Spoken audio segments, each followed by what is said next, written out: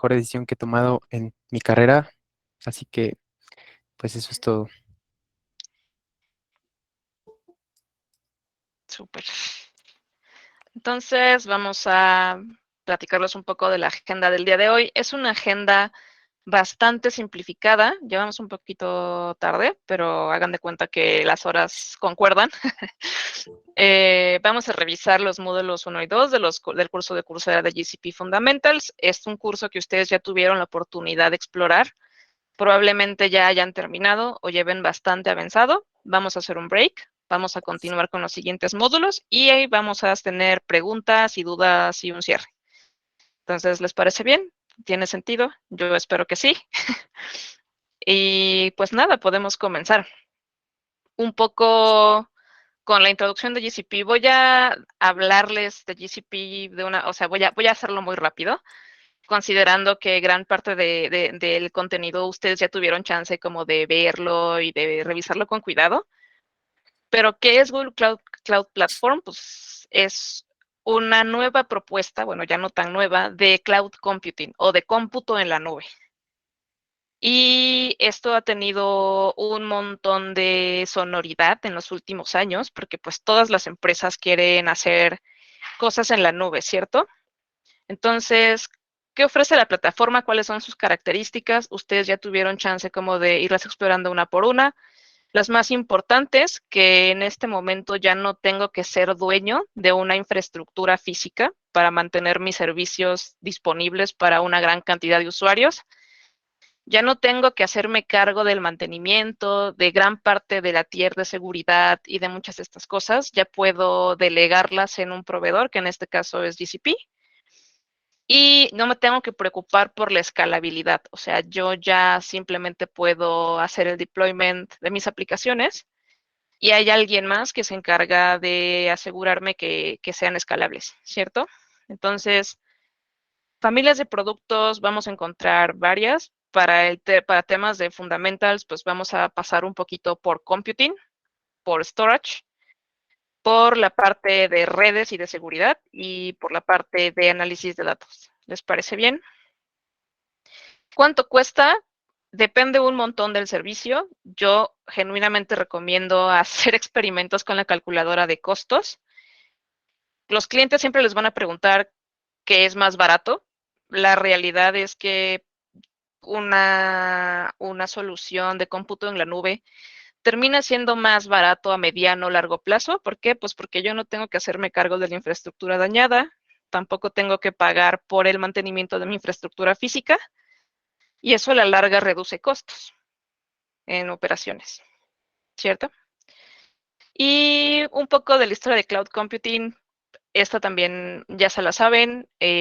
Comenzamos pues siendo dueños de una infraestructura física que utilizábamos para proveer de ciertos servicios. Con el paso del tiempo, el resto de las personas, el resto de las empresas se dieron cuenta de que quizá era mucho más conveniente rentar, subarrendar esa fuerza de cómputo, pues para no comprarse ellos un servidor. Y así fue como comenzó toda la historia de cloud computing. A estas alturas es algo sobreextendido, cerca del 35% de las operaciones de computing se hacen a través de cloud computing y cada vez más y más empresas están migrando, de hecho, su infraestructura on-premise o en físico, como le solemos decir, a cloud. ¿Les parece bien? Voy a continuar. Perdónenme si me voy yendo muy rápido. Cualquier cosa, preguntas, ya saben, me pueden levantar una mano. Sobre centros de datos, regiones y zonas. Ahora, actualmente tenemos más de 100 zonas distribuidas a lo largo del globo terráqueo. No sé si saben, pero pues está próxima a abrirse una en Querétaro. Esto es importante de saber porque cuando ustedes hacen una revisión de cuáles son los productos o el conjunto de productos o la combinación de productos que quieren escoger, pues sí es relevante en dónde los van a tener, ¿cierto?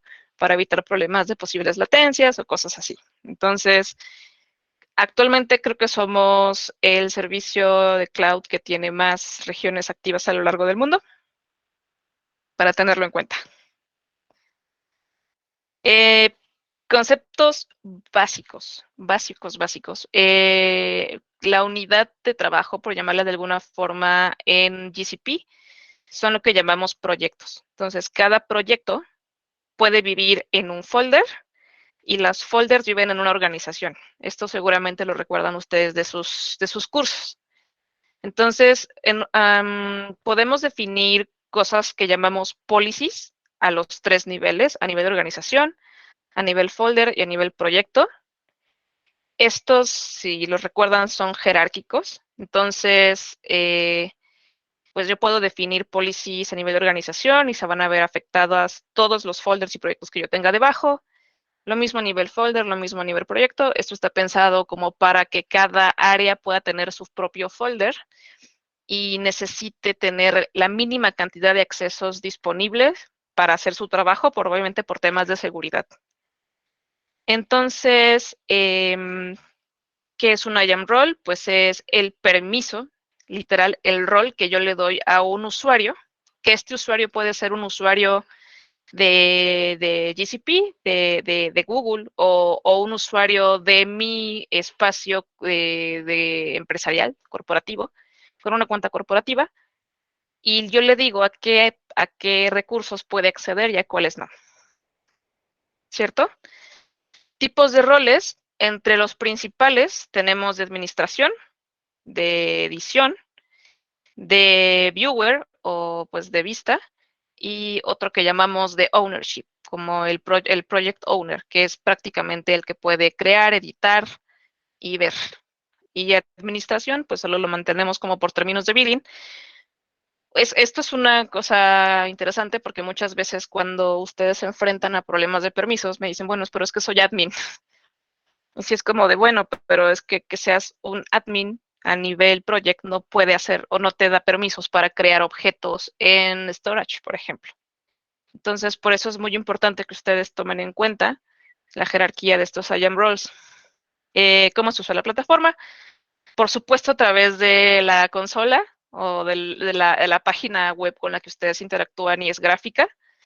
Podemos usar un Cloud SDK, que puede ser, por ejemplo, para Python, para Java, para C, para Golang, que es ese pedacito de código que yo inserto en mi script y que corro y que me permite acceder a los servicios de GCP, y las RESTful APIs, que yo puedo, entonces, son muy parecidas. A través de una llave de seguridad, yo puedo interactuar con mis recursos a través de una terminal remota. Y listo. Esta parte ya les contará Ariel cómo va, porque es su área de especialidad. Adelante, Antes Ariel. de pasar con eso, Fer, Ujú. hay una pregunta, no sé si la quieres responder de una vez antes de movernos a esto. ¿Quieres que te la Gracias lea? por decirme. Sí, Claro que sí. muchísimas gracias. Lo que preguntan es, ¿el ownership es el que tiene acceso a todo? En otros términos, ¿es el superusuario? Un owner puede crear objetos, puede editar objetos y puede destruir objetos, pero no puede cambiar, por ejemplo, nada a nivel de facturación, a nivel de presupuestos. No sé si eso responde un poco la pregunta. O sea, no es como el superusuario.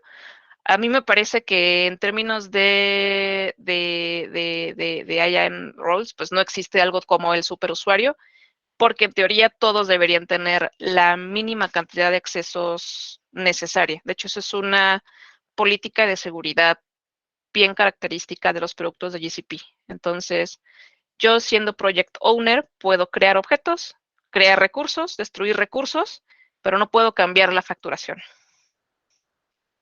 o cuánto dinero me gasto en cada recurso. Aunada a esa pregunta, ahorita me paso con otra, ya hicieron otras dos, pero una dice, ¿el superusuario será Google en ese caso? En el caso de que Google puede hacerlo, voy a responder que no, por un tema de experiencia personal, y seguramente a ti también te ha pasado, Ariel, pero nosotros, por ejemplo, ya del lado de Google no tenemos acceso a estos recursos tampoco. Entonces, técnicamente tampoco somos superusuarios. Es una responsabilidad compartida entre nosotros como un proveedor del servicio y las diferentes unidades o los diferentes developers o las diferentes organizaciones o niveles de responsabilidad o niveles de ownership, más o menos. Estoy anotando otra pregunta que salió. Am, Voy a brincarme a una que hicieron que dice que si puedes explicar un poco más de las RESTful APIs. De una RESTful API, explicar cómo más o menos cómo se utiliza. Todos los servicios de Google necesitan estas RESTful APIs para comunicarse incluso entre ellos, ¿cierto?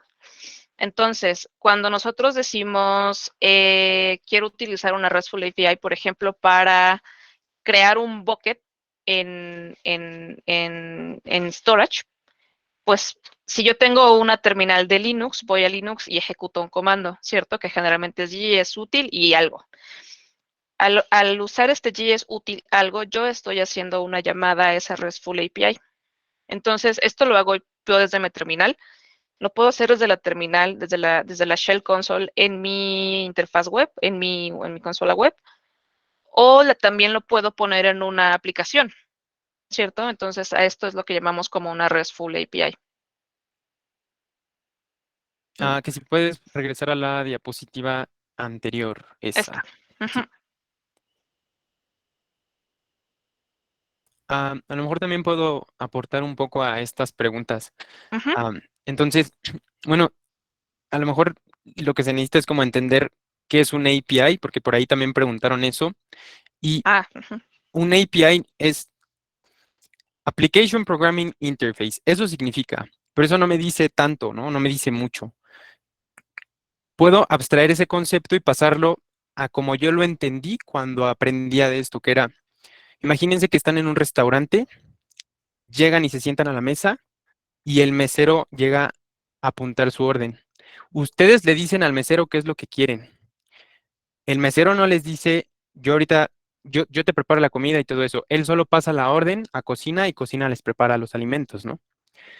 Eso es una API. Una API es una interfaz entre tú, que le das órdenes, le dices, quiero crear este recurso, quiero updatear este recurso, se lo dices y el API va al backend y le dice, necesita hacer esto. Y luego te dice o te regresa tu petición diciéndote, ten, ya se creó tu recurso.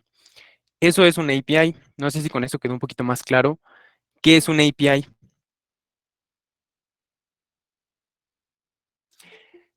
Hay una pregunta ahora que dice, ¿qué es Cloud SDK y qué es un REST API? El Cloud SDK significa, vamos a quitarle cloud. SDK es un término que se ocupa en sistemas en general, que significa Software Development Kit. ¿Qué es esto? Es un conjunto de utilerías instaladas en un sistema o un servidor que te permiten interactuar con los APIs a través de librerías específicas. Por ejemplo, yo quiero interactuar con GCP y necesito instalar el Cloud SDK, que es el que me ofrece GCP, para interactuar con todos los APIs. Todos los productos que ofrecemos tienen un API expuesto para que nosotros podamos hacer llamados a él. Por ejemplo, Compute Engine. Si yo quiero crear una instancia, puedo instalar el SDK, contiene las librerías que me permiten comunicarme con ese API y solo voy a hacer un gcloud compute engine create instance, el nombre de la instancia, la zona, enter, y eso va a hacer que se comunique con el API, decirle que estoy lanzando un verbo create, que significa crear una instancia, y me va a regresar a mí el ya se creó la instancia y se va a crear la instancia en donde quiero. Entonces, el SDK es un software, varios softwares instalados en un paquete que te permiten interactuar con algún sistema o muchos sistemas. Y el API es con lo que te comunicas y te puedes comunicar a través del SDK, de la UI, que es básicamente la consola de GCP, es decir, yo entro a cloud.google.com y ahí puedo crear instancias también, ¿no? Eso también se comunica con los APIs, la UI, el SDK, o, como decía hace un rato Fer, los lenguajes de programación. Yo puedo utilizar una librería cliente de Python porque le muevo a Python y decido hacer ahí mismo mis llamadas del API hacia Compute Engine para que mi script de automatización de Python pueda comunicarse con ese API y pueda crearme una instancia.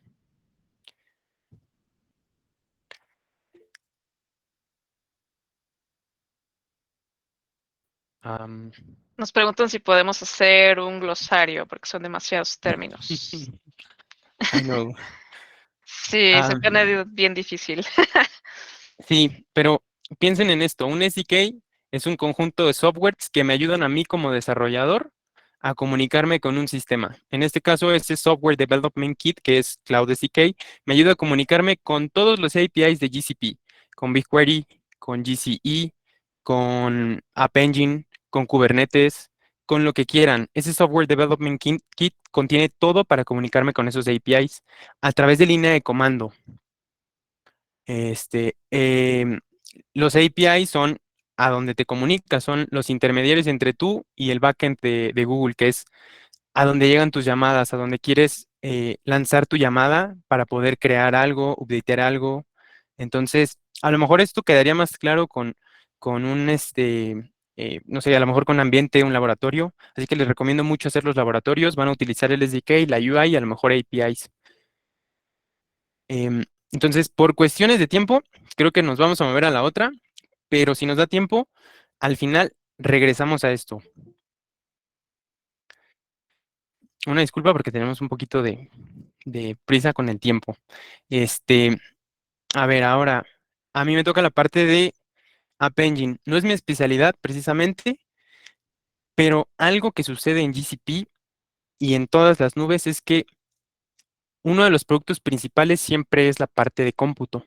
La parte de cómputo y la parte de redes. Todo ocupa cómputo, todo ocupa redes. Por detrás o behind the scenes, pero todo lo ocupa a pesar de que los clientes no se enteren, ¿no? Entonces, ¿qué es App Engine?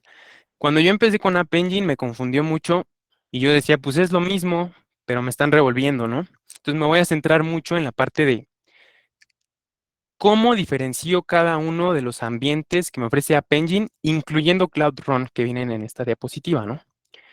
Entonces, estándar. Estándar es un ambiente, o App Engine estándar, es un ambiente de cómputo en donde los clientes o los customers no tienen acceso a la infraestructura o a los servidores en donde corre tu aplicación. Tiene limitantes a nivel de librerías y lenguajes de programación que puede utilizar para poder desarrollar. Son como 7, ¿no? Por ejemplo, ciertas versiones de Go, ciertas versiones de Python. Entonces, yo, mi aplicación como developer, solo puedo utilizar, por ejemplo, Python 3.9 en App Engine o Python 2.7, que creo que ya está deprecada, ¿no? Pero por decir algo. O PHP, cualquier versión, ¿no? 8, lo que sea. Entonces, todas estas versiones en estándar están limitadas. No puedes ocupar cualquier versión de cualquier lenguaje de programación. Entonces, es una de las limitantes. Me voy a pasar con Flexible. Con Flexible puedes utilizar algo que se llama ambiente de contenedores para poder eh, crear tus aplicaciones sin depender o sin tener esta limitante que estándar te dice que tienes, porque en un ambiente de contenedores, que es un ambiente aislado, tú puedes escribir qué librerías necesitas dentro de eso sin depender del ambiente externo que es tu servidor. Es un ambiente capsulado que tú creas, los contenedores. Entonces, Flexible te permite eso. Y Cloud Run es muy parecido a Flexible porque se basa completamente en contenedores y eh, los tres ofrecen autoescalamiento, ¿no? Ahora, voy a desviarme tantito de la plática ahora que ya medio expliqué qué es.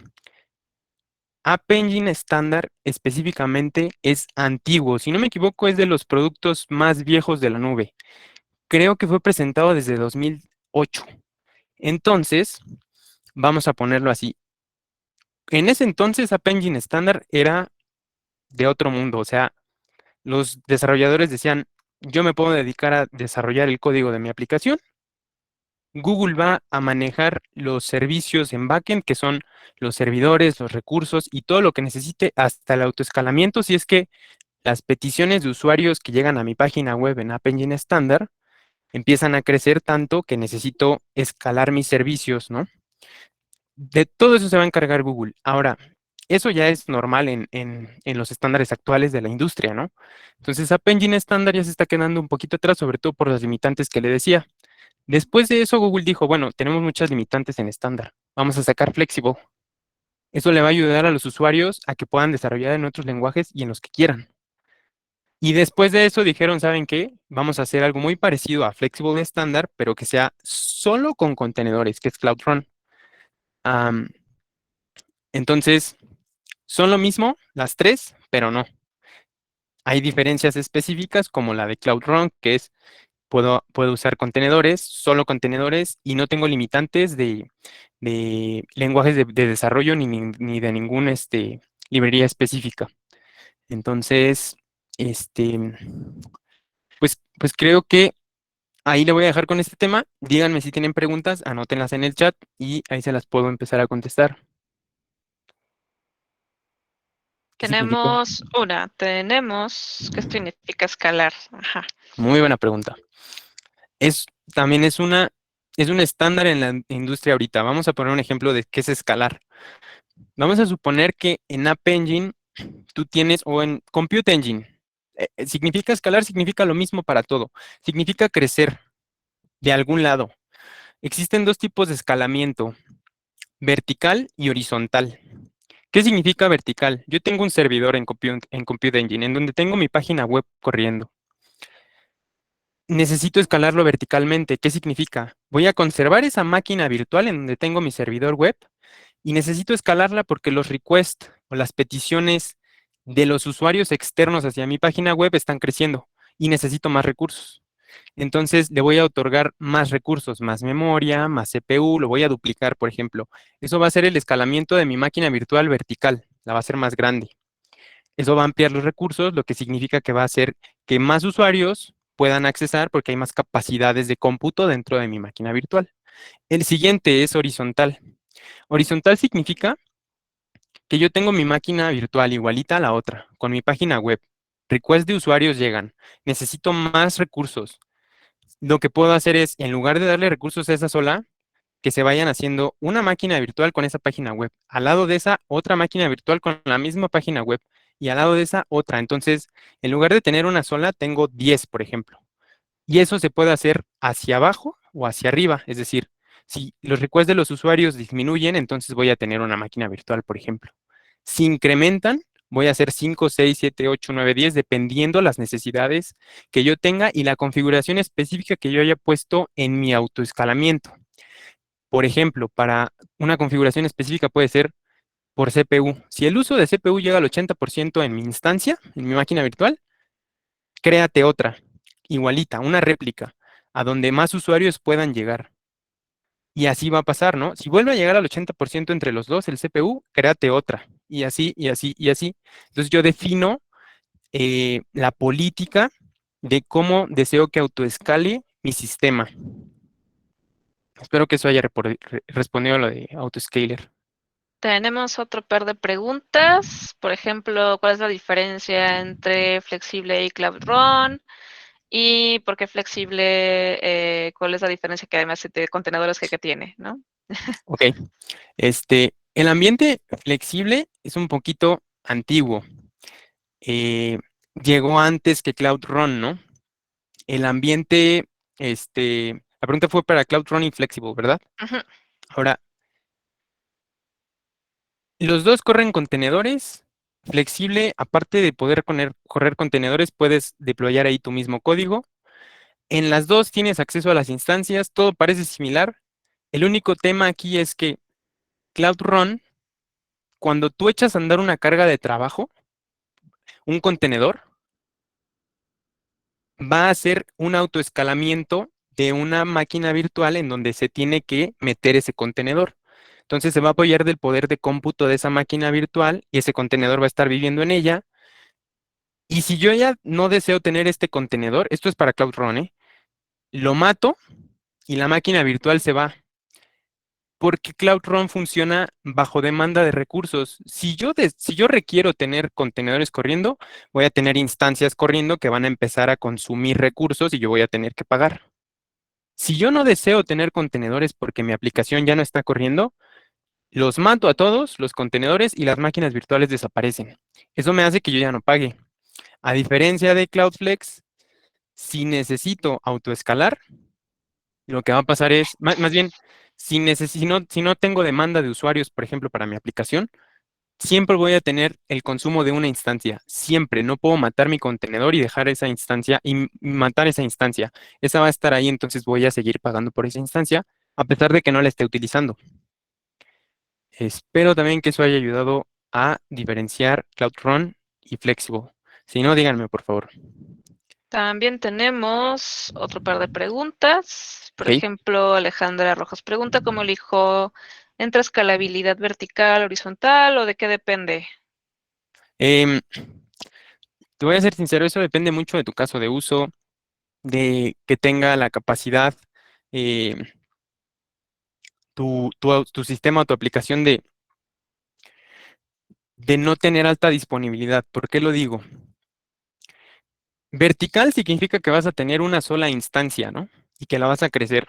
¿Qué pasa si esa instancia tiene un problema físico? ¿Qué pasa si esa instancia se muere por cualquier razón? Porque recordemos que los sistemas siguen teniendo problemas, ¿no? Entonces, vamos a suponer que esa instancia que escalaste verticalmente se muere por un problema en el sistema operativo y la tienes que recuperar, ¿no? Con escalamiento horizontal, si eso pasa con algunas de las que están corriendo, se va a morir esta, pero tienes las otras cuatro, ¿no? Entonces, escalamiento horizontal depende mucho de alta disponibilidad, del desarrollo de la arquitectura del sistema que tengas y escalamiento vertical igual. Siendo sincero y pudiéndoles decir de muchos casos que he revisado, escalamiento horizontal es el más utilizado en la industria. Ujú. Y, por ejemplo, había una que estaba interesante, por aquí lo tengo. Por ejemplo, dice que en nuestra experiencia, ¿cuál se utiliza más? ¿Si Cloud Run o Flexible? Creo que Cloud no Run, entendí bien. definitivamente Cloud Run. Sí, ya es lo de hoy. ¿Les parece si nos movemos? Te paso a la siguiente slide. Sí, Ah, es ya tuya. es almacenamiento. Sí, pues les platico un poco de soluciones de almacenamiento. Lo pegamos un poco a la parte de data porque pues, usualmente cuando uno empieza a pelearse con su data, con sus datos, pues los quiere poner en algún lado, ¿cierto? Entonces, vamos a hablar un poquito de Cloud Storage, de Bigtable y de Cloud SQL y más o menos cuándo escoger la solución correcta. Ahora, estos no son los únicos productos de almacenamiento que hay en Google Cloud, ¿cierto? Pero los escogimos porque son un poco los más utilizados. Entonces, yo les preparé aquí este pequeño resumen sobre Cloud Storage, Table y SQL. Storage, pues es un almacenamiento de objetos en la nube. No sé si ustedes recuerden cuál es la diferencia entre, por ejemplo, un file system o un sistema de archivos y un simple almacenamiento de objetos. Eh, Características principales, que los objetos pues, se distribuyen en buckets, que cada bucket tiene un nombre único y que a diferencia de un sistema de archivos, aquí cada objeto tiene una URL asociada. Entonces yo puedo acceder a este objeto por medio de esta URL. De ahí están los tipos de clases en storage. Tenemos el típico nearline, al que accedes una vez al mes, ¿no? Donde yo guardo mis notas de la clase. El cold line, donde pues accedemos cada 90 días, como que no necesitamos tener tanto esa información aquí presente. Y el archive, o el archive, que pues lo podemos tener ahí de 90 días hasta años, ¿no? ¿Cuál es la diferencia? ¿Cómo me cobran? Por ejemplo, en Coldline yo recibo un mejor precio por size, por byte, pero me cobran si yo quiero acceder a ese archivo más de las veces que tengo permitido y lo mismo para Archive. En Nearline no, o sea, yo pago una cantidad razonable por volumen, por storage. Bigtable, por ejemplo, es un ejemplo bonito porque es una base de datos que es NoSQL y está pensada para hacer de gran escala, para manejar cerca de petabytes de información.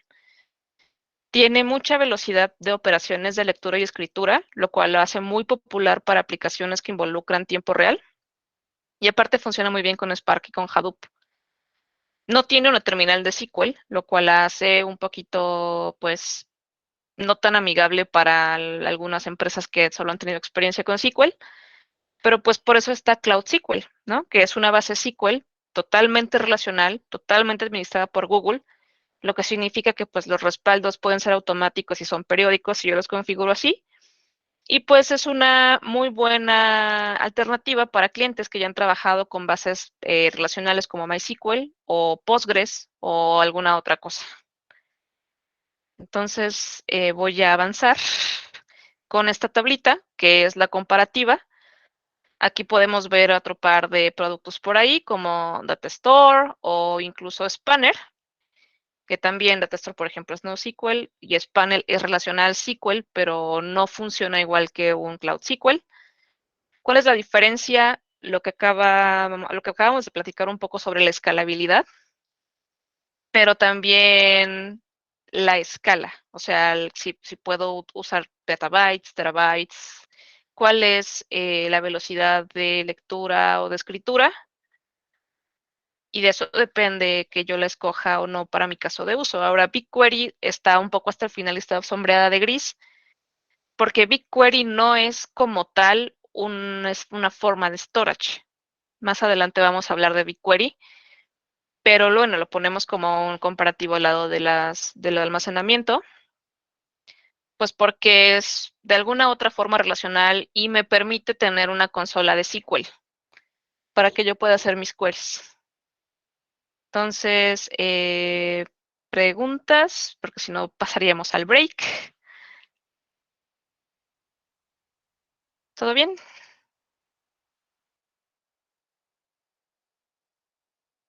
Sobre las bases de Oracle, sí. Si es relacional, muy buena pregunta sobre qué es relacional y no relacional. Relacional es un término de bases de datos que básicamente de manera muy intuitiva, cuando tú piensas en una relación, piensas en una tabla, ¿cierto? Hay un índice y hay una columna, entonces yo puedo pensar en un dato como la posición del dato en una tabla. Y la parte, una base de datos no relacional, pues es una base de datos que no tiene esta noción como fila, columna, índice, dato. Tienen otro tipo de lógicas para acceder a esos datos. Como una colección, si podrías entenderlo así, por ejemplo, tú puedes poner un montón de archivos de texto en un storage y eso sería no relacional, ¿cierto? Porque pues al final solo aventé un montón de archivos TXT o .dad o .csv en un storage y pues no son una tabla. A lo mejor adentro de esos archivos hay tablas, pero en ese momento tu base de datos o tu base de objetos pues no es relacional porque pues no tienes acomodado en una tabla. Entonces sí podría ser como una colección.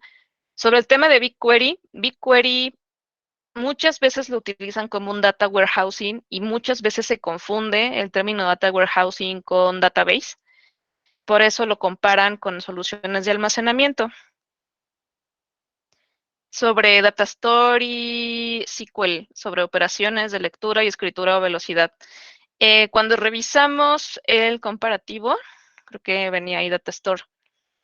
Por ejemplo, Datastore versus SQL. Datastore, pues no vas a tener una forma SQL de acceder a ellos, pero Datastore es escalable y Cloud SQL no. Cuando decimos escalable, pues es que pues tienes más chance de que responda. Bigtable. Sobre... A ver, perdón, Ariel, es que estoy saltando. ¡Ay! Y me ando aquí nada más haciendo No worries. bolas entre... ¿Quieres ayuda? Ya tengo algunas preguntas apuntadas. Sí, perfecto, me ayudarías mucho. Va, a ver, hay una que ya postearon 2 veces que parece ser que es una pregunta que le salió en algún cuestionario o algo así que dice, si Ujú, necesito coherencia de transacciones sólida más escalamiento ujú. vertical continuo, ¿cuál es la mejor opción? Dice que fue una pregunta de los test y no le quedó claro. Yo necesitaría las opciones porque la verdad no me queda muy claro. te la repito, si necesito coherencia de transacciones sólida más escalamiento vertical continuo, Ujú.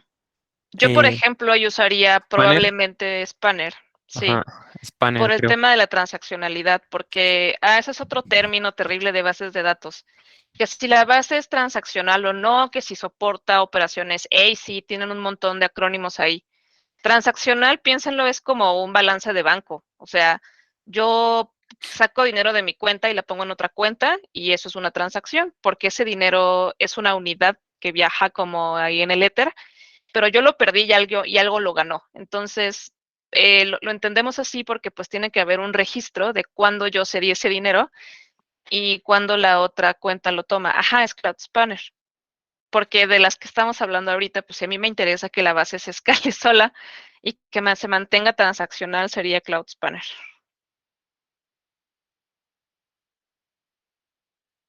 Ya, es que ya sabes contestar. Chicas, entonces, si tomamos pues, de break.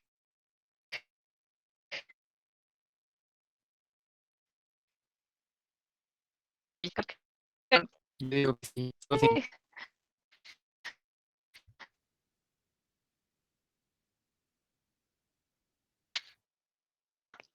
vamos a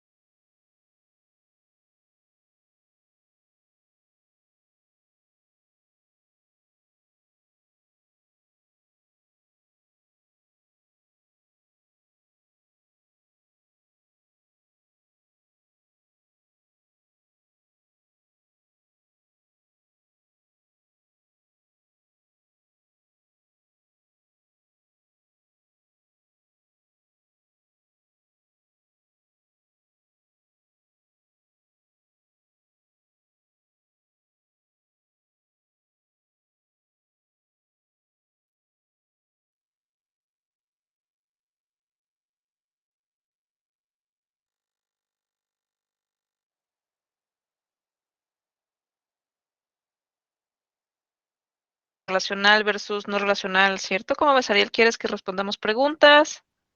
Este, A ver si lo dejamos un poco más claro. sí, Em, si quieren. Esa fue la última. Es que vi que mandaron ahí un link, y que están mandando varios links. Es muy, sí. es muy recomendable que vean los videos de GCP en Google, perdón, en YouTube. Hay muchas explicaciones de todos los productos y son bastante claras. Entonces es muy recomendable que pasen ahí. Si les quedan dudas también, pues no sé si haya forma de que nos hagan llegar las preguntas y a lo mejor se los podemos hacer quedar más claro. Ahorita el problema que tenemos es el tiempo o la limitante del tiempo, pero si hay forma de que nos hagan llegar más preguntas y eso, pues yo estoy disponible y yo creo que Fer también.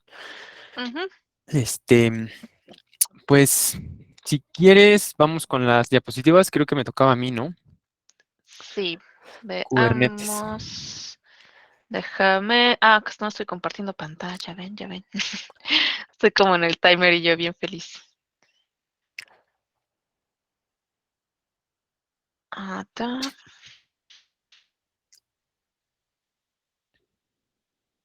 Mientras compartes, creo que voy a abordar un poquito eso. Ahí está.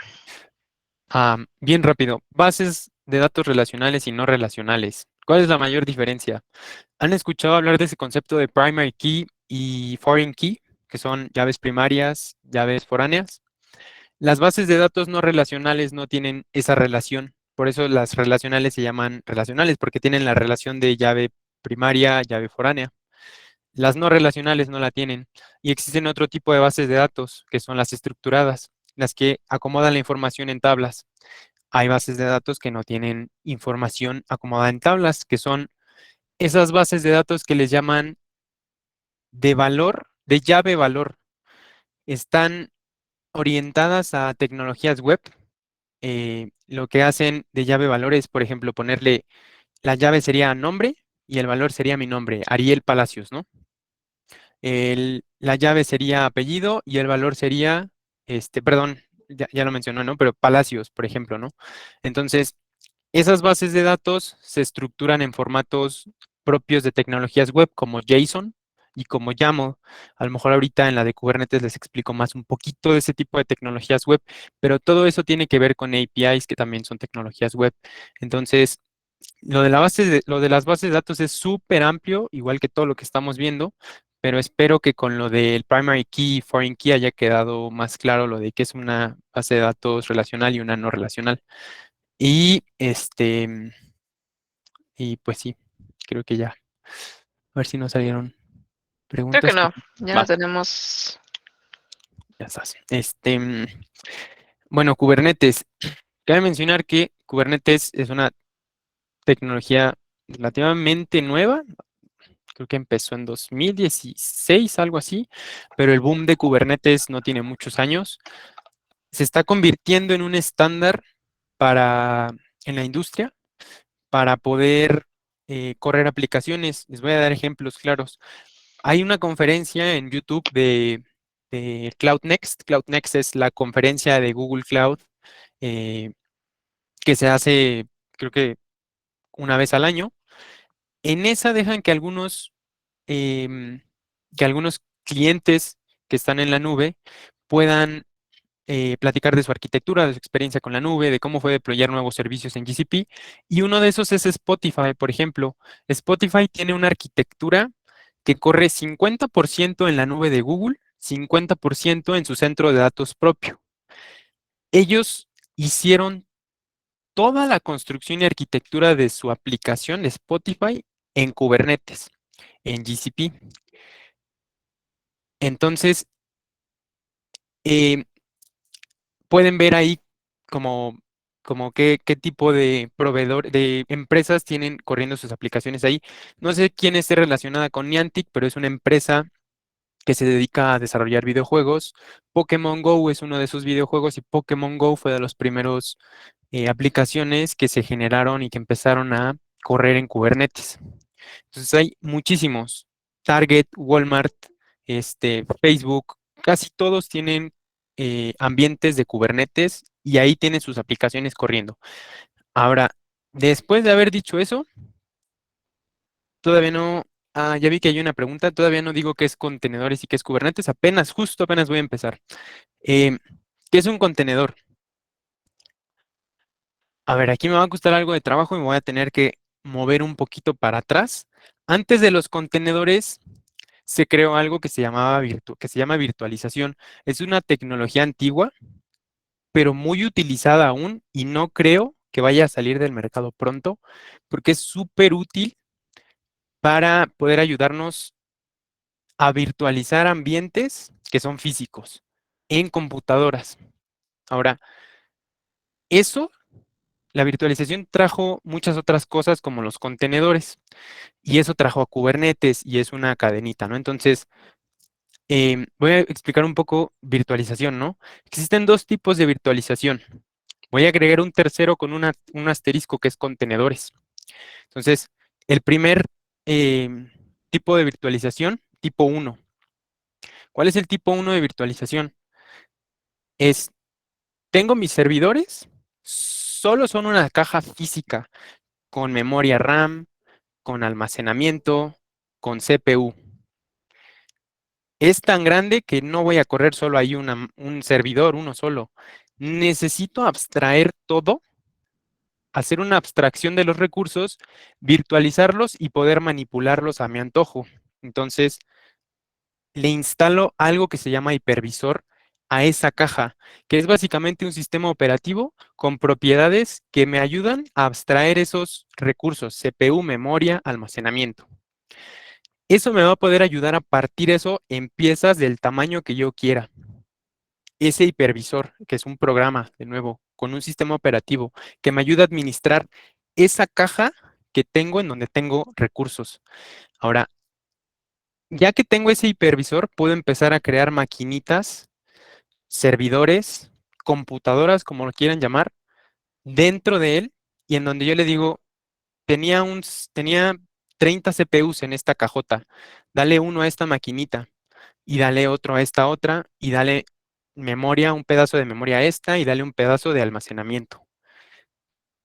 Ahora, la importancia de eso es que me ayuda a optimizar recursos, a manejarlos a como yo quiera, a poder cambiárselos. Si, por ejemplo, en esta maquinita ya no la necesito, la quito y libero recursos y se los puedo dar a otra.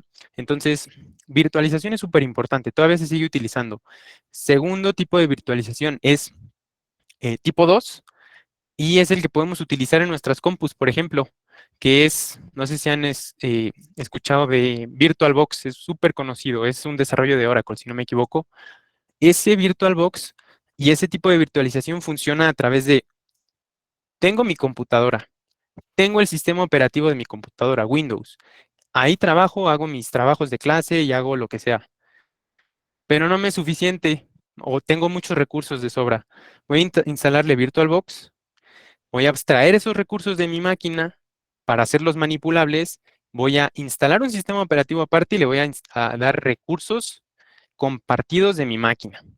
Entonces, aquí cómo funciona es, si en el otro era caja con fierros y recursos, hipervisor y máquinas virtuales, en este caso va a ser mi computadora, su sistema operativo, el hipervisor, que es VirtualBox, y encima de eso, mi máquina virtual o mis máquinas virtuales. Entonces, no sé si lo ven, pero las capas de abstracción cambian un poquito dependiendo del tipo de virtualización. Ahora viene contenedores, que lo dejé con un asterisco.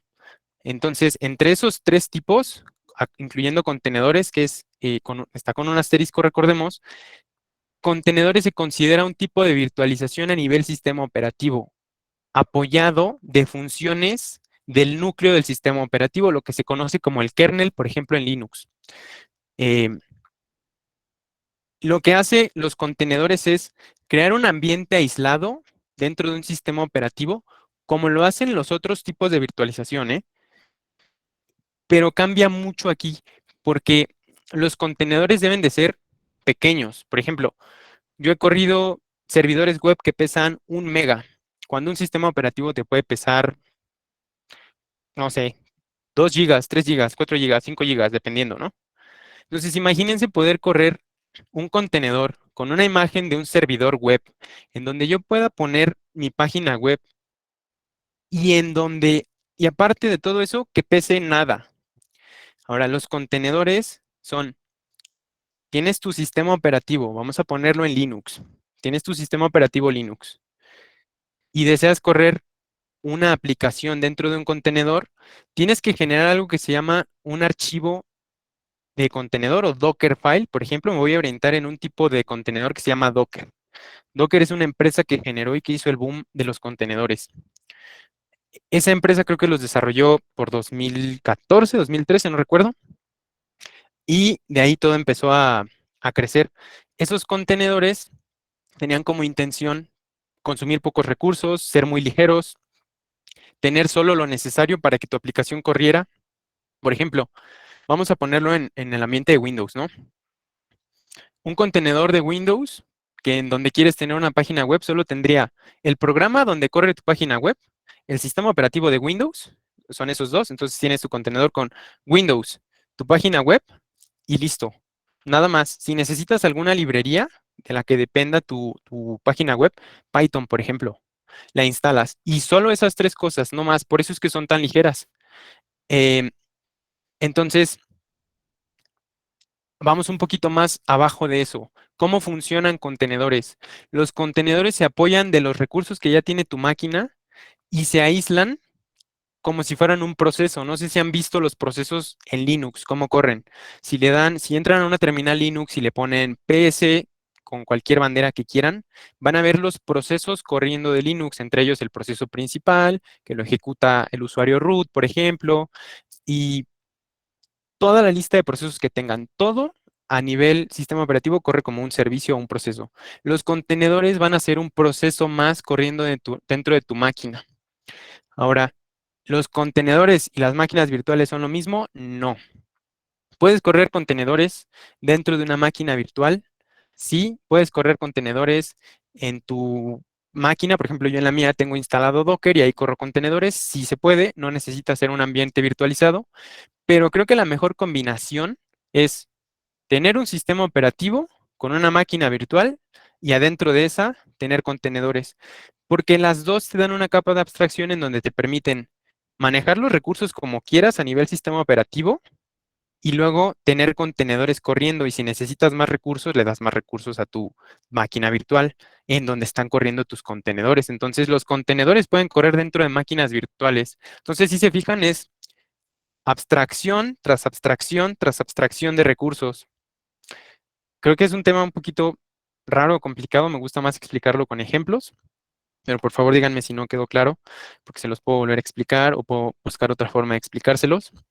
Este, Me voy a mover con Kubernetes. ¿Qué es Kubernetes? Cuando nacieron los contenedores, algo que me faltó mencionar de los contenedores es que como son tan pequeños, solo corren una tarea. Y si esa tarea, por ejemplo, el servidor web que les decía, se muere, el contenedor no va a volver a revivir, se va a quedar muerto. Entonces, cuando empezaban a correr contenedores y los metían a servidores, decían, pues ahí lo dejo toda la noche y que se quede ese servidor web ahí corriendo. Y al otro día llegaban y se encontraban con que pues el servidor se había detenido en la noche por un problema del sistema operativo, ¿no? Y nadie estaba ahí para poder reiniciarlo o volverlo a correr. Entonces ahí dijeron, necesitamos algo que automatice y que monitoree esos contenedores. ¿Qué vamos a hacer? Kubernetes hace eso. Kubernetes es una plataforma, proyecto, sistema, como lo quieran ver, muchos lo definen de diferentes maneras. Básicamente es un conjunto de servidores en donde corren contenedores. Es un ambiente de clúster. ¿Qué es un clúster?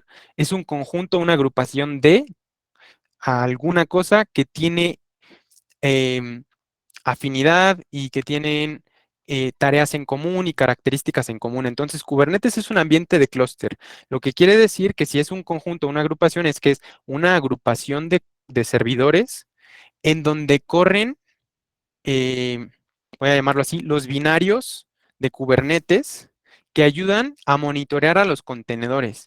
Si uno de esos contenedores que está corriendo en esos servidores es detectado por Kubernetes que se murió, Kubernetes lo vuelve a crear sin que nadie meta las manos. Entonces, yo recuerdo que alguna vez cuando empecé con Kubernetes leí una parte que decía que Kubernetes llegó a suplir las tareas de desvelo que tenía la gente que tenía que despertarse en la madrugada a reiniciar servicios porque algo se había muerto en un servidor.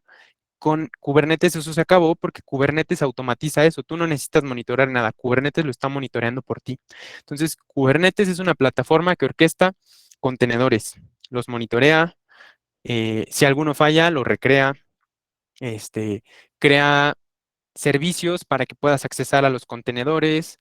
Es un stack completo de redes, de sistema operativo, de eh, provisionamiento de discos también, por ejemplo, pero eso va más allá. Lo que me interesa es que les quede claro qué es Kubernetes. Entonces, Kubernetes nació por la necesidad de monitorear los contenedores, automatizar la parte de que si se mueren, los recree, básicamente.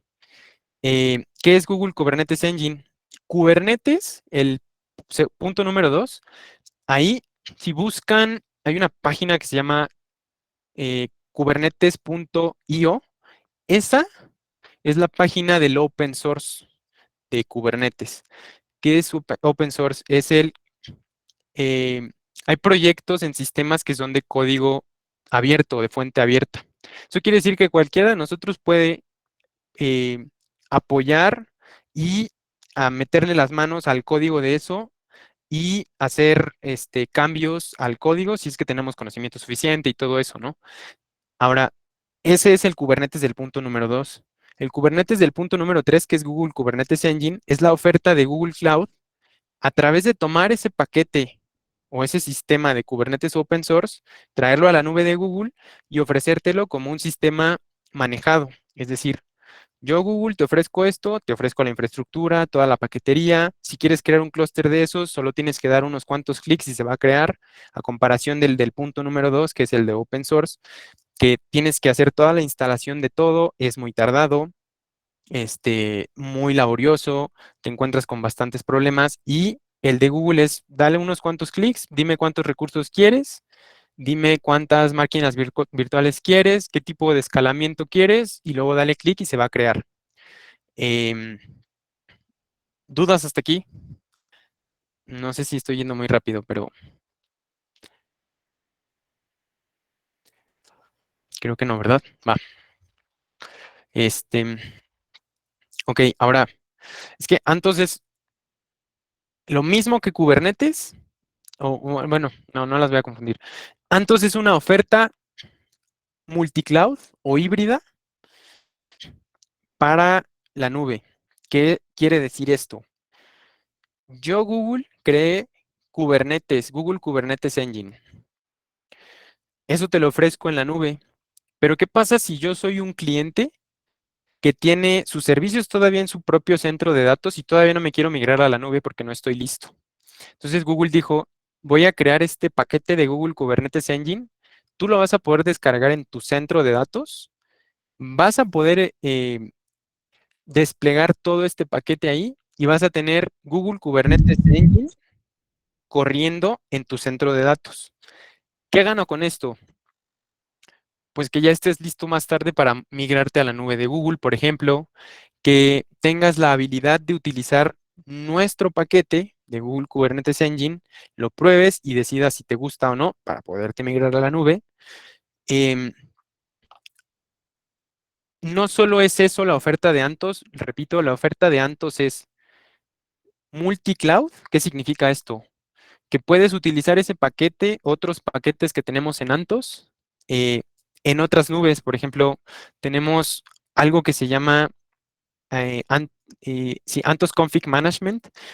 Eh, No me voy a meter mucho en eso, pero es un paquete que te ayuda a hacer configuraciones específicas y automatizaciones para crear aplicaciones de manera efectiva y ágil.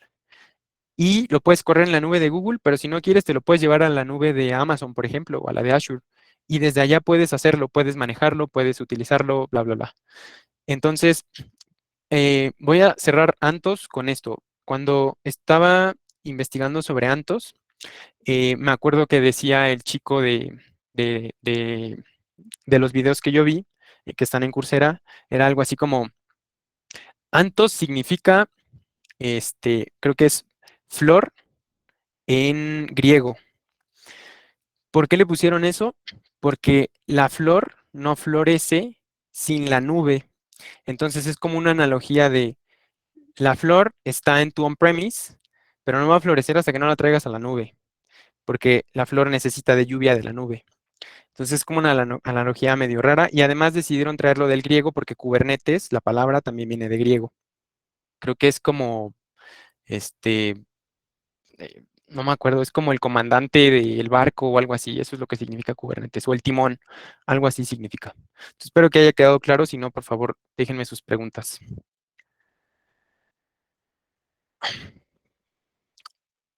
Ok, tenemos todo bien. ¿Listos? Continuamos. Ok, ahora Google Compute Engine. Pues es la oferta, una de las ofertas de la nube de Google más utilizadas, y no lo digo porque mucha gente quiera venir aquí a correr servidores, es porque todo ocupa poder de cómputo y al final todo necesita Compute Engine, aunque ustedes no lo vean, aunque yo no lo vea, aunque Fer no lo vea. Pero, por ejemplo, yéndome a un tema de los que hablaba Fer, Cloud SQL es un servidor de base de datos, ¿no? Pero ¿dónde corre? Tiene que correr, eh, tiene que correr en una computadora, ¿cierto? Entonces, Google por detrás te dice, yo te ofrezco Cloud SQL, pero cuando tú creas un Cloud SQL, te crea una instancia de Compute Engine que tú no estás viendo. Y ahí te instala el paquete de eh, lo que quieras, de, no sé, creo que ofrecemos Postgres, ofrecemos SQL Server y ofrecemos MySQL, ¿no? Tú eliges cuál necesitas, lo instalas y Google solito lo va a instalar en ese Compute Engine que tú no estás viendo. Tu cliente solo te vas a preocupar por correr tus queries, por lanzarle información a la base de datos y etcétera, ¿no? Entonces, todo ocupa. Otro ejemplo, hablaba hace un rato yo de Compute Engine. Compute Engine, perdón, de App Engine.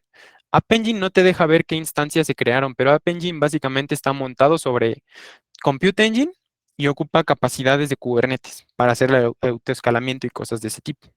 Entonces, vamos a pensar que App Engine es eh, unas máquinas virtuales en donde echas a andar tus páginas web, por ejemplo, o lo que quieras en el lenguaje que hayas desarrollado tu aplicación, y lo estás mandando básicamente a instancias de Compute Engine. Entonces, ¿qué es Compute Engine? Es la oferta que tenemos nosotros para virtualizar, para poder ocupar poder de cómputo, para ofrecerte almacenamiento, que es discos duros, discos de estado sólido, este, para ofrecerte memoria, para ofrecerte GPUs, para ofrecerte CPUs y TPUs. Todo lo que tenga que ver con capacidades de alocación de recursos están directamente relacionadas con Compute Engine porque solo Compute Engine puede ocupar esos recursos. Entonces, Compute Engine es básicamente nuestra oferta de virtualización de computadoras para los clientes. Am, Ahora, ¿qué es Cloud Networking? Am, Estos dos precisamente son, yo diría, productos core de la nube. Todo, todo, como expliqué hace un rato, ocupa Compute Engine. Asimismo, todo ocupa Cloud Networking. Sin Cloud Networking no habría comunicación ni de aquí para allá ni de allá para acá entre recursos. Entonces, ¿qué es Cloud Networking? Es eh, la oferta no solo de Google a nivel nube, porque eso es una VPC. Una VPC es Virtual Private Cloud. Y no solo Google ofrece Virtual Private Clouds, también AWS, que es la nube de Amazon, también Azure, que es la nube de Microsoft. Todas las nubes públicas tienen VPCs. Entonces es una oferta que ofrecen las nubes públicas para que puedas hacer interconexión entre tus recursos, máquinas virtuales o lo que necesites, ¿no? Lo que tengas. Por ejemplo, am, yo tengo dos máquinas virtuales y necesito en el mismo proyecto de Google Cloud, necesito que se comuniquen entre ellas. Si si Cloud Networking o VPCs no existiera, no habría comunicación entre ellas. ¿Por qué? Porque las VPCs te otorgan de rutas estáticas para que puedan comunicarse entre ellas, que no es más que decirle de aquí, de esta instancia a esta, comunícate por esta ruta. Eso es una ruta estática. Se crean automáticamente, no las necesitan crear. Cuando creas una VPC, que es una Virtual Private Cloud, se crean automáticamente. ¿Qué más te ofrecen? Las Virtual Private Clouds son globales. Eso cuando lo escuché me impresionó porque eso quiere decir que yo puedo tener una instancia en Estados Unidos y una instancia en Japón o en la India. Y se van a comunicar entre ellas y se van a poder comunicar entre ellas porque pertenecen a la misma red a pesar de la distancia tan enorme, ¿no? Dentro de esas redes virtuales tú puedes crear ahora sí la parte de las subredes. Las subredes no es más que qué segmento de red va a tener, por ejemplo, mi subred en Estados Unidos. Voy a ponerle una red 10.4.86.1, ¿no? Diagonal 24, que es mi máscara de red. Eso quiere decir que tengo 254 IPs disponibles para poder asignar, ¿no? De esa subred. Entonces, la VPC puede contener, que es global, puede contener subredes en todas las regiones de Google Cloud y van a tener, y tú le dices a una instancia, ocupa esta subred, ocupa esta otra subred en Asia, ocupa esta otra subred en Europa. Y si pertenecen a la misma VPC van a tener comunicación. Este, La otra cosa es que las subredes dentro de una VPC son regionales. ¿Qué quiere decir eso? Recordemos lo que mencionaba hace un rato, Fer.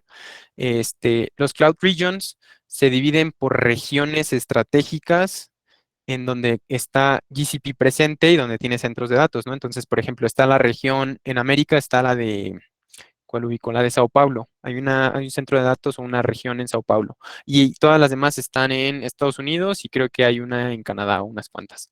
Entonces, eh, digamos que yo tengo una VPC que se llama VPC 1 y dentro de esa tengo subredes que son eh, subred, no sé, 1 está en, no sé, US Central One, que está en Estados Unidos. Y la subred 2 está en el centro de datos de Sao Paulo, que no me acuerdo cómo se llama, ¿no?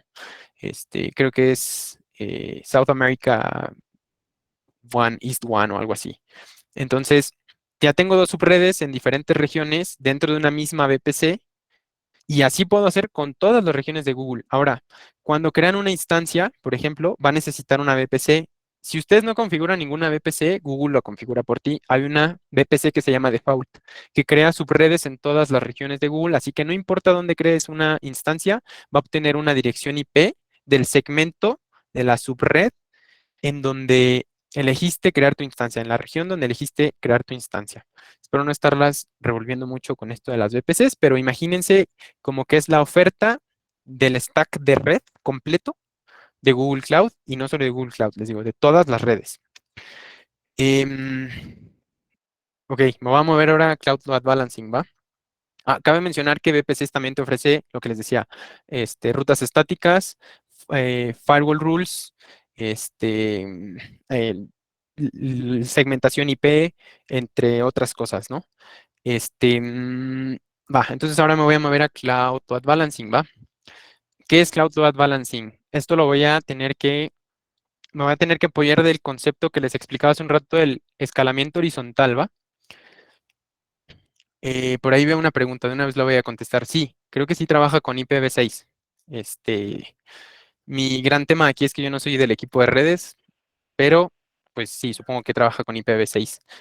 Solo que yo no he visto nada aún con IPv6. Todo lo que me llega a caer a mí, todo es IPv4, ¿va? No queda claro. Antes de moverme, voy a intentar contestar estas. La diferencia entre una red y una subred. Ok, vamos a olvidarnos del concepto red y el concepto subred tantito. Ahorita lo voy a retomar nada más para que entendamos eso. Pero aquí en GCP es VPC y dentro de una VPC, que es una abstracción virtual, no tiene nada, solo tiene un nombre y es una forma de agrupar subredes. Entonces, dentro de una VPC, agrupo muchas subredes, las que quiera, en las regiones que yo quiera. Y todas esas subredes tienen una segmentación. em, de rangos de IP. Espero que todas estén relacionadas con eso, pero les voy a poner, por ejemplo, un segmento de red, ¿no? 10.25.90.1 diagonal 24. Lo que puse ahí es un segmento de red, ¿no? Lo acabo de inventar. Ese segmento de red me dice, eso puede ser una subnet en mi proyecto de Google Cloud. ¿Eso qué quiere decir? Solo son números con una diagonal al final y con otros números. Eso significa en redes que tienes ese segmento después del punto 1. Por ejemplo, yo creo una máquina virtual en esa subred que está en US Central One. Y esa máquina virtual que yo creo, este, va a esa máquina virtual que yo creo necesita una IP, ¿cierto? No sé si todas están relacionadas con eso, pero necesita una dirección IP para que yo me pueda comunicar con ella.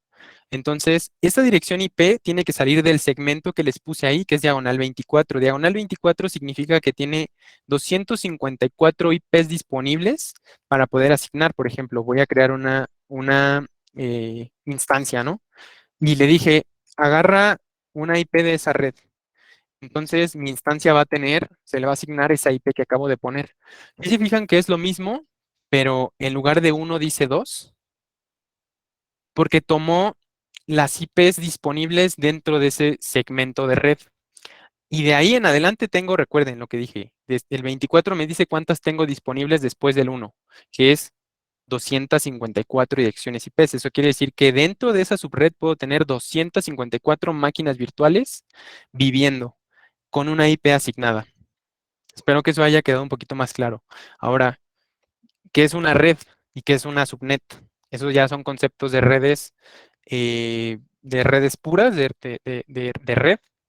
Em, una red puede ser eso mismo que les puse ahí, 10.25.90.1.24. Pero resulta que necesito segmentar esa red en dos, por ejemplo, la tengo que dividir en dos. Entonces, esa red que tengo ahí, le voy a hacer algo que le llaman subneteo. ¿Qué significa eso? La voy a partir en dos. Por ejemplo, si tengo 254 IPs ahí, necesitaría hacer unos cálculos, pero quisiera tener en lugar de esa, dos, por ejemplo, una que sea 10.1.45, diagonal, ¿qué será? Yo creo que como diagonal 25, algo parecido, pero con la 1. Ahí ya hice un subneteo, no le hagan caso mucho a los números porque lo estoy haciendo rápido, pero básicamente lo que intenté hacer fue partir una red que tenía con diagonal 24 y decirle, tengo 254 IPs, necesito partirte en dos para poder tener, no sé, 128 de un lado y 123 del otro. Y así poder tener segmentación a nivel red de unos dispositivos y segmentación a nivel red de otros dispositivos. Espero que eso también haya ayudado a que quede más claro qué es una red y qué es una subred. Entonces, las subredes parten de ser parte de una red que se separó, que se dividió para poder expandir el número de segmentos o el rango de segmentos de direcciones que yo tengo para asignar. ¿De qué sirve dividir la red? Por ejemplo, en el primer trabajo que yo tenía les gustaba dividir la red por temas de seguridad. Eh, la segmentación era yo trabajaba en Walmart, entonces lo que teníamos era el segmento de punto de venta. O sea, las cajas de las tiendas estaban en un segmento específico que no se combinaba con los otros segmentos por temas de seguridad. ¿Por qué? Porque exactamente, las ACLs, en este segmento donde estaban las cajas, en donde tú vas y compras en Walmart, pasas tu tarjeta, ¿no? Entonces, por ese segmento de red pasan tarjetas, números de tarjeta, transacciones y temas que son de sensibilidad, ¿no? En ese segmento poníamos ACLs, que son una lista de acceso. ¿Qué es lo que significa eso? Significa que yo le voy a decir, voy a hacer una lista y le voy a decir, en eh, esta red se puede comunicar con esta y esta red se puede comunicar con esta otra. Y todas las que yo no ponga, no se va a poder comunicar con ellas. Es una especie de reglas de firewall en donde yo le digo si tiene comunicación o no con otros segmentos de red. Entonces, para guardar la seguridad de sus tarjetas, hacíamos una segmentación de los puntos de venta de las tiendas con todo lo demás. Todo lo demás eran máquinas del gerente de la tienda, por ejemplo, impresoras, bla, bla, bla, ¿no?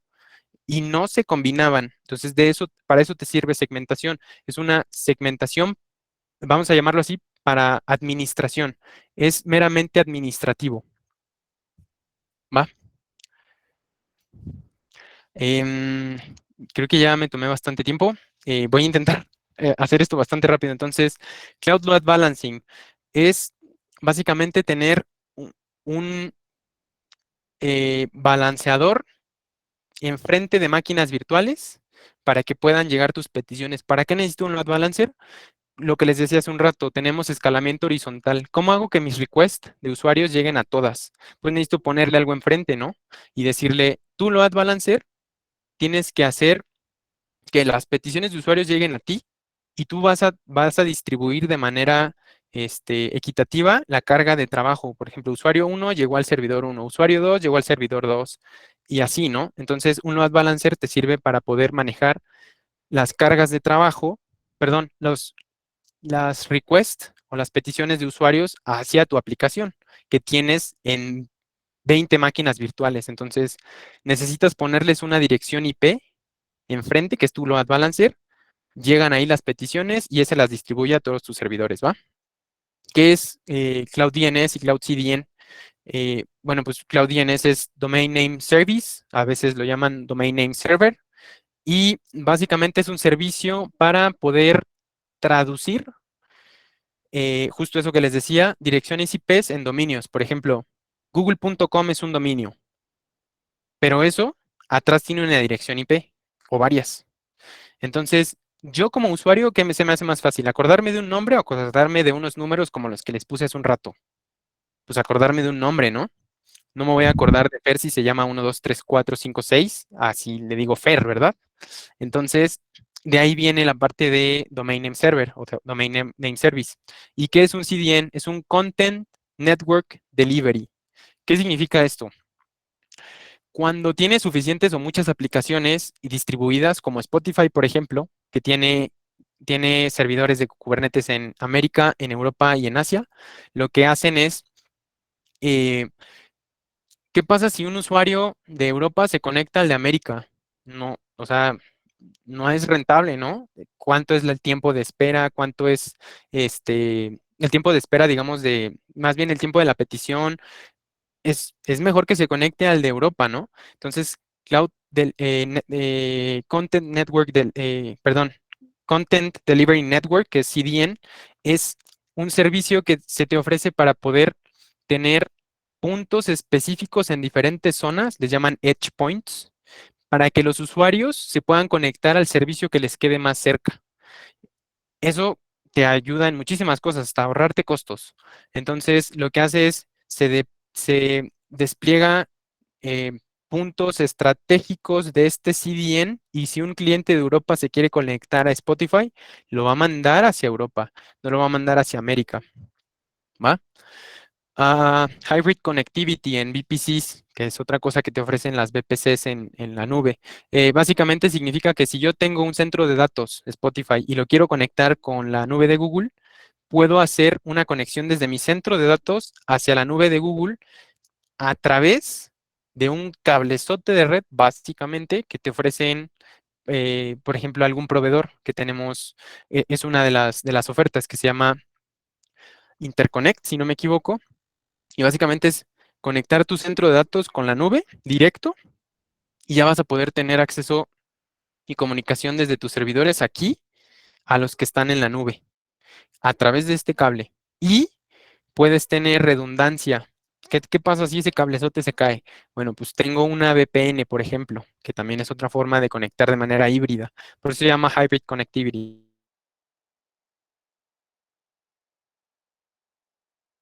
donde también tengo servicios y tengo que compartir datos entre ellos, así que me funciona tenerlo, ¿va?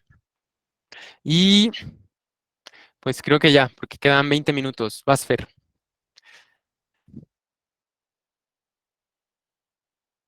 Estoy muteada, por supuesto. Sí, a propósito de Cloud Login, Cloud Monitoring, no se preocupen tanto por eso. O sea, Login y Monitoring también son cosas que vamos a discutir más adelante cuando platiquemos un poquito de los productos de Big Data. Los voy a barrer un poco por encima. No se preocupen si los nombres les parecen que de pronto son muy redundantes como Dataflow, Dataproc, PubSub. Aquí tenemos BigQuery y también vamos a ver un poquito de las opciones que hay para Machine Learning. Toda la primera parte sobre Dataflow, Dataproc, PubSub y BigQuery. Es más común que utilicemos este tipo de productos cuando estamos diseñando cosas que llamamos pipelines para análisis o transformaciones de datos. Entonces, Dataflow, que es el primero que vamos a platicar, está basado en Apache Beam. No sé si ustedes en algún momento de su vida hayan escuchado hablar de Apache Beam. Es una tecnología, un framework open source que está pensado para hacer transformaciones de datos o ETL, como le llaman. ETL seguramente sí lo han escuchado. Es Extract, Transform, Load, a propósito del glosario.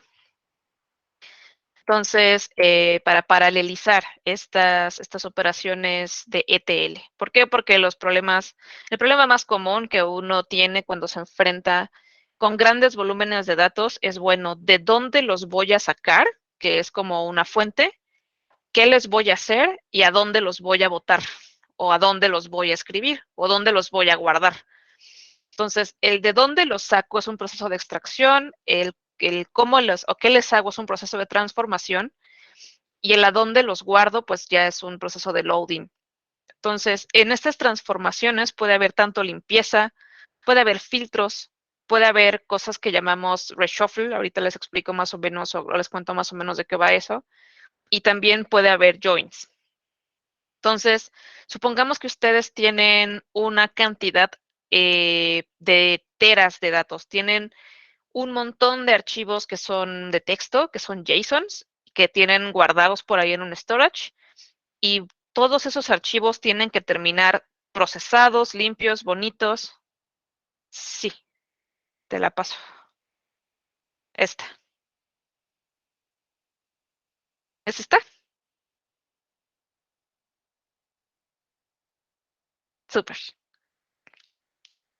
Entonces, cuando yo quiero que todos mis datos estén como ya procesados, limpios, bonitos, para que los pueda guardar en la base de datos de mi preferencia. Entonces, cuando son tantos, no puedo simplemente agarrar mi query de SQL porque pues no va a funcionar. No puedo agarrar mi script de Python porque a lo mejor no va a ser suficientemente rápido para procesar toda esa gran cantidad de datos.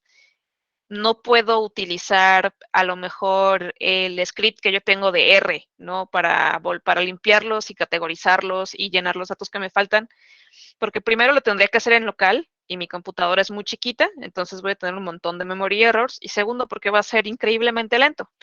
Entonces, ¿por qué no tomar ventaja de todas estas opciones que viven en cloud? Como que si puedo tener grupos de virtual machines, que si puedo hacer escalamiento horizontal. Entonces, a lo mejor mi computadora es muy chiquita, pero allá en la nube vive una supercomputadora que yo puedo configurar, no sé, para tener 126 núcleos, y ya, pues mi problema, que es de terabytes de datos, lo puedo partir en pedazos muy chiquitos y a cada núcleo le doy una parte y pues listo. Lo que me tomaría 128 días en procesar, me toma en realidad unas 4 horas. Entonces, esa es la ventaja de Dataflow. Está optimizado para usar Apache Beam. Apache Beam es nativo de Java, pero tiene SDKs para Python y para otros lenguajes. Entonces, más o menos va por ahí. Ahora, Dataproc funciona más o menos parecido, pero Dataproc está pensado para funcionar con Apache Spark. Entonces, la ventaja de esto es que ya hay muchos clientes que tienen estas operaciones como de grandes volúmenes de datos en Spark. Entonces, quieren migrarlas a la nube. Para ellos la opción es Dataproc.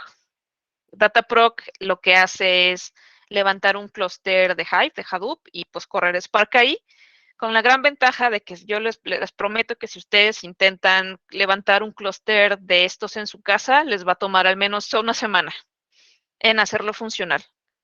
Mientras que utilizando un recurso como Dataproc se tardan aproximadamente 10 minutos y listo, ustedes mandan su job de Spark y se sientan a esperar, ¿no? A que termine, básicamente. Entonces, lo que sigue es PopSop. PopSop también es de los niños populares, como de los productos de data en este momento. PopSop es un sistema de mensajes en la cola, se parece mucho a Apache Kafka. ¿Para qué sirve? Para mandar y recibir mensajes. Uno tiene una aplicación que funciona como el publisher, que básicamente envía algo que llamamos mensaje a un subscriber, ¿cierto? Entonces, este mensaje puede ser un pedazo de información de lo que yo quiera. Usualmente los utilizamos, por ejemplo, para cuando tenemos que hacer procesamiento de datos en tiempo real, cuando tenemos, por ejemplo, un sensor de incendios o no sé, pues sí, un sensor de incendios es lo que se me viene a la mente. O algo que tenga que ver con detección de lo que ustedes quieran, que está como constantemente captando señales y me avisa por internet, ¿no? O sea, que esa señal se captó o se procesó. Bueno, pues para eso utilizamos PubSub.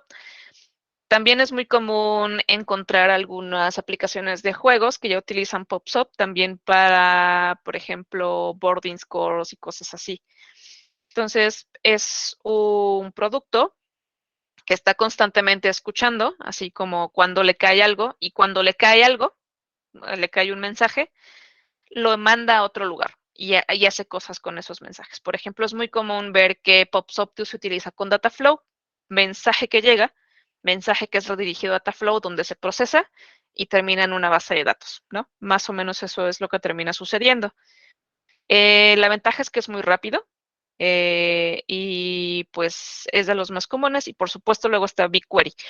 BigQuery lo mencionamos como parte de los productos de data, porque BigQuery fue pensado como data warehousing. En un principio BigQuery pues no se consideraba una base de datos para que tú almacenaras datos ahí y ya, porque para empezar te saldría muy caro si solo botaras un montón de información dentro de BigQuery y no la usaras, ¿no? O sea, entonces BigQuery es un producto que está optimizado para hacer analítica de datos o data analytics. Entonces, puedes conectarlo con una herramienta de visualización que puede ser Looker, puedes hacer queries literal de datasets que son gigantescos y que son públicos o tus propios datasets.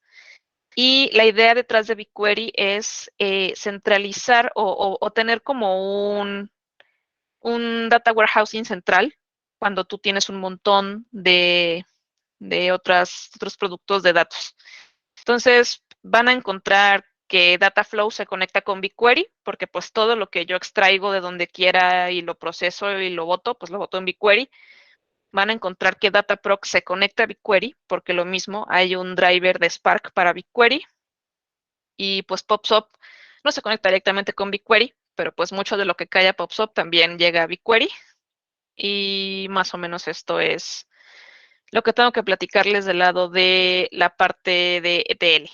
¿Sí? Hay otras opciones, hay otras alternativas, como por ejemplo Data Fusion, que es como la parte gráfica de Dataproc, es un ETL que pretende ser gráfico, o sea, ustedes entran a su consola de Data Fusion y pues conectan los componentes y les dibujan un cablecito y le dan play y se despliega, ¿no?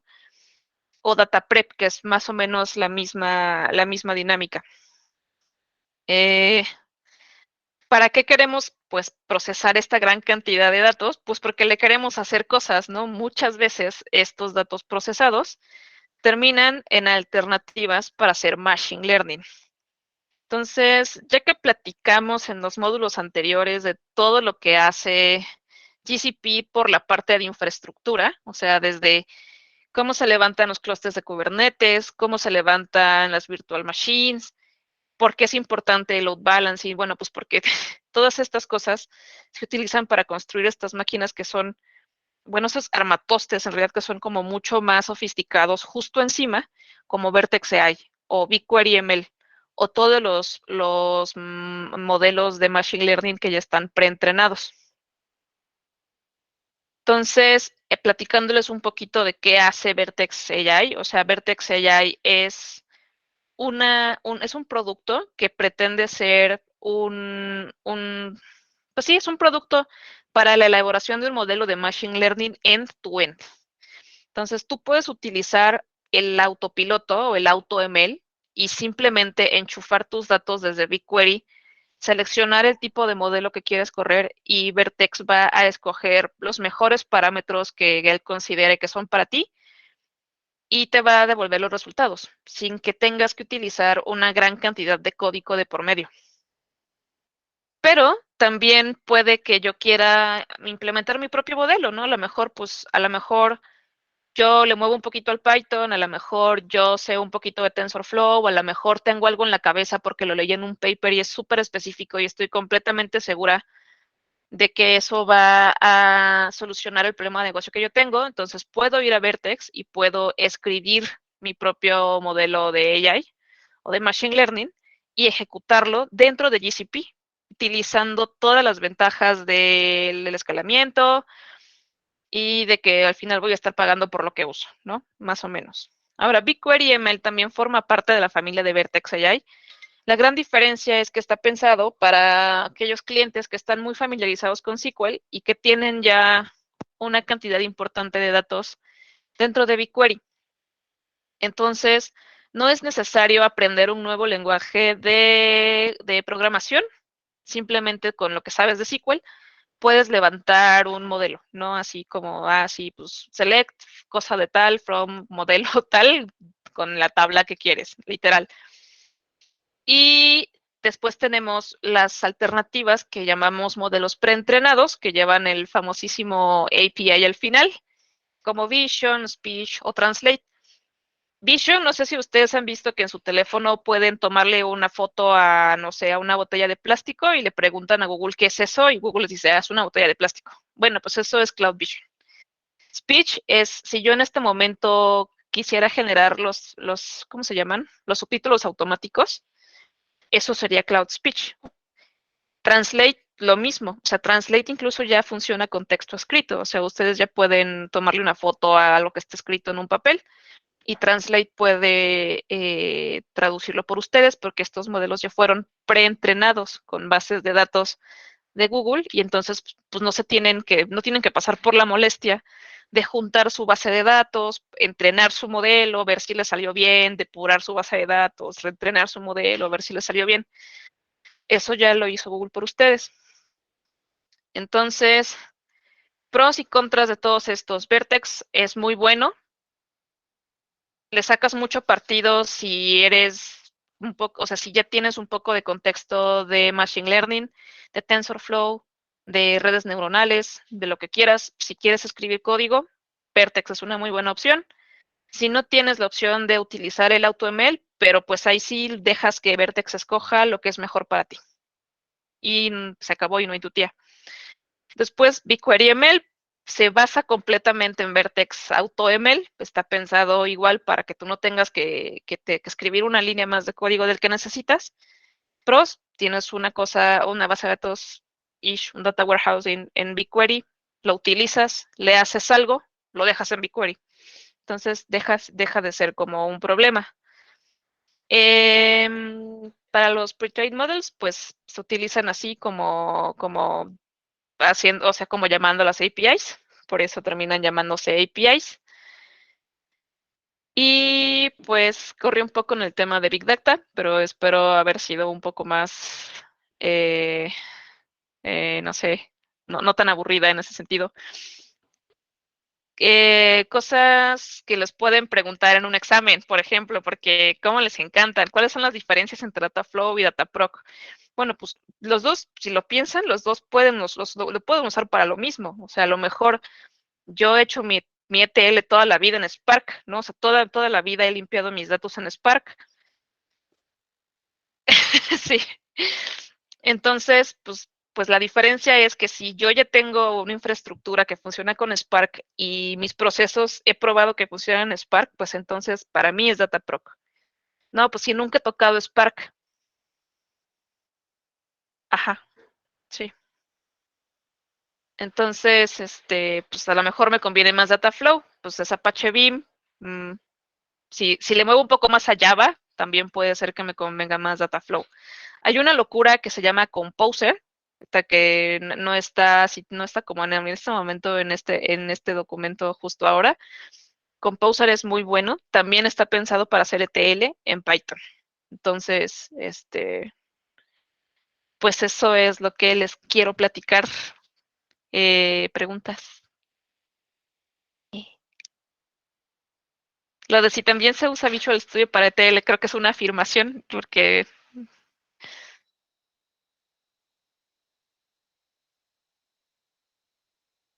tenemos 6 minutos todavía para responder preguntas en general. Ahorita pongo mi LinkedIn, es que no me acuerdo cómo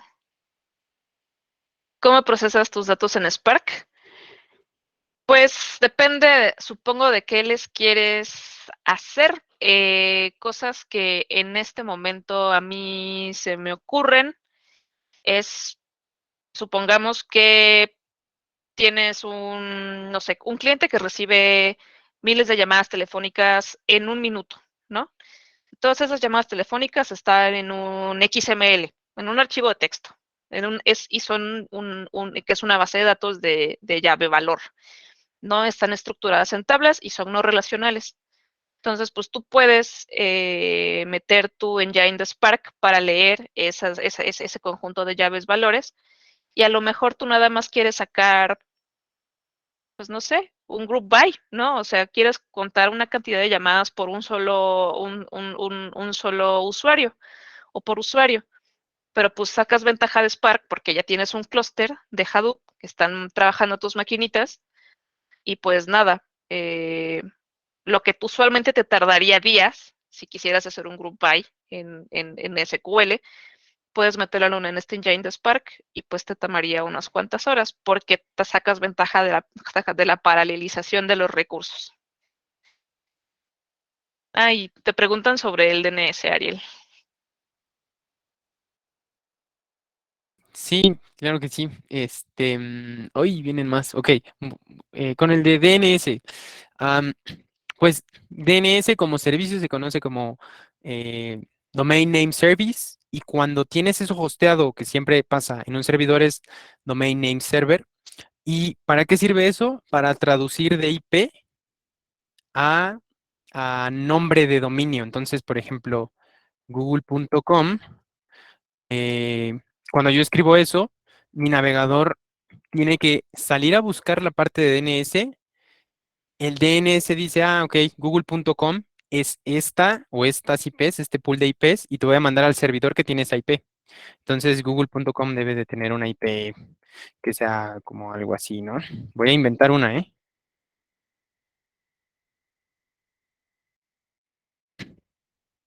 Algo así, ¿no? Entonces, en lugar de utilizar esa IP en tu navegador y ponerle, sé que Google es 100.10.90.45, pues es muy difícil recordar eso, ¿no? Entonces se ocupan los nombres de dominio para que tú te acuerdes de que no tienes que poner 100 punto tal, tal, tal, sino que pongas google.com y el servidor de dominio va a hacer esa traducción de Fer me está pidiendo google.com, voy a mandarla a este servidor que es el de google.com con esta dirección IP, ¿va? Espero que eso haya quedado más claro porque vienen más preguntas y son para ti, Fer, creo.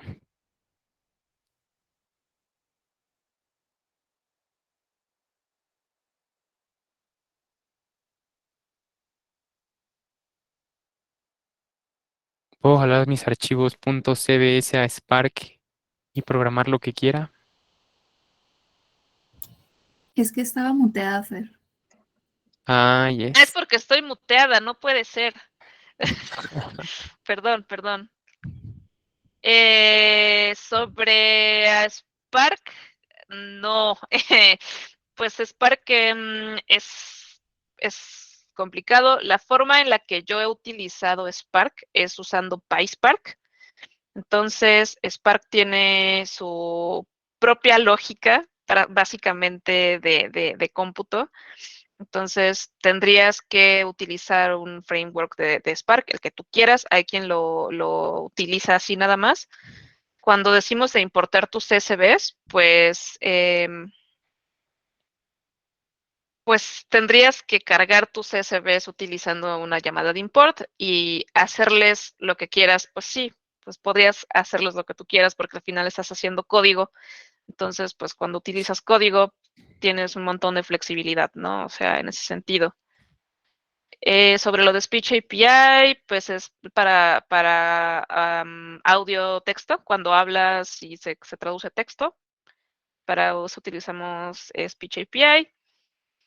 Sobre Cloud Composer, la pregunta sobre si tengo Python puro y quiero ejecutarlo, te conviene Composer. No está en la lista. La ventaja de Composer es que pues tú ya tienes tu script, lo metes en una cosa que se llama un DAC con G y lo ejecutas. Entonces, no nada más lo ejecutas, lo puedes calendarizar. Entonces, ya pues cada jueves a las 4 de la tarde, Composer ejecuta ese Python script y hace lo que tiene que hacer.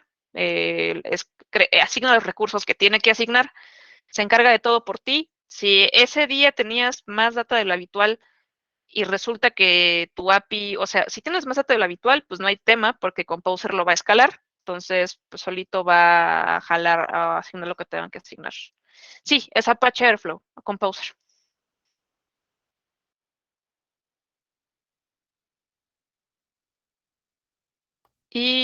Y creo que ya. ¿Me salté alguna? Sobre las DNS que son gratis, la contestamos esa, Ariel. Sí, le puse ahí. Cierto, tienes Ajá, razón. Pues creo que ya terminamos. ¿Qué? ¿Cómo se entregará el curso? ¿Qué? eso no lo sabemos, creo. Sí, es que es así, no es en nuestra ventanilla. Pero ahorita preguntamos. Va, pues justo a tiempo. Sí, perfecto, mira, sharp a las 8:01. Muchas gracias a ustedes, chicas. Sí, muchas gracias a ustedes. Qué gusto ver a tanta gente interesada en la nube. Es lo de Sí, ahora, no lo es lo de dejen. ahora, no lo dejen, sí, estoy totalmente de acuerdo.